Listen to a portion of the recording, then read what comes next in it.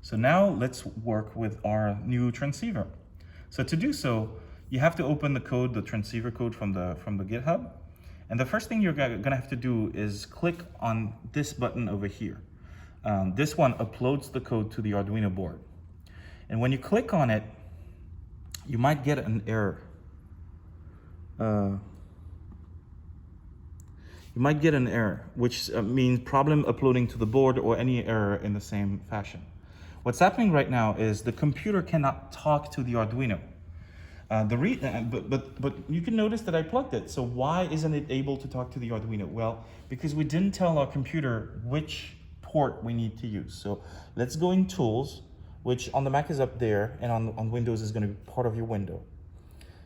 You're going to find this in the menu, Port. And here it's going to list all the ports that you have. Notice that it does find it, but it's not selected. There's no little check mark in front of it. So I'm going to click on it once, and then in a second, I'm going to show you again. Now it's selected. So now the Arduino software knows where to talk to in a way. So let's do it again. I'm going to click on that upload button. And this time I see compiling, uploading, and done uploading, which means that everything worked out. So now the code is on the Arduino. Now the next step is we want to use this. So to use it, we're going to go over here in the top right corner. We're going to click on Serial Monitor. So this button. As soon as you do so, you have a window that appears. If you see that message, that's a really good sign. It means everything is working, because that's the Arduino talking back to you.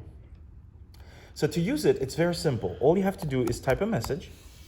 And as soon as you're going to press enter on your computer, the LED is going to start blinking the Morse code. So are you ready? 3, 2, 1. Now, if for any reason your LED wasn't blinking and you see the onboard LED blinking, please check your circuit. It means that everything is working on the code side. All you have to do is make sure that the LED is properly plugged in. Now, our sender is working. Let's look at the receiving part. So as you can see, my screen is not even on at this point, but I did check my circuit. I know it's plugged correctly. So what's going on? Well, one possible issue is simply that if you take a look at the back of the screen, you have this connector here. That is the power to the backlight of the screen. And sometimes this little jumper that connects those two might fall in your bag. So just make sure that the jumper is properly connected. And now you have a backlight. Now, please notice that there are some squares on the screen and not any message.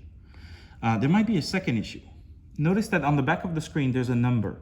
Well, it's the address of the screen. Usually it's either 27 or 3F. That address is very important because we need to talk to that screen particularly. So in the code, the address needs to match. So to check this, I'm going to close the serial monitor real quick. And so this is the code. This is the very top of the code. And if you go a few lines down, you're going to see this line, include liquid crystal I2C. And right under it, there's this line that actually initializes the screen. Here is the address, the 0xF, This is the wrong address. What I want is 0x27, which is what's written behind my screen. So if you have 3F, it should look like this. If you have 27, it should look like this. So make sure you have the correct address and re-upload the code to make sure that now you're going to talk to the right address. As soon as you do so, it should restart and write you a welcome message. There you go. Now it's working. So the last step is really, so let's go back to the serial monitor and go back to our message again. And this time we need to make sure that we're actually receiving the message. So let's show you what happens when it's not receiving it. If I press enter, I'm gonna have this line that appears that says sending message, hello, and then the Morse code translation. But notice that nothing happens afterwards.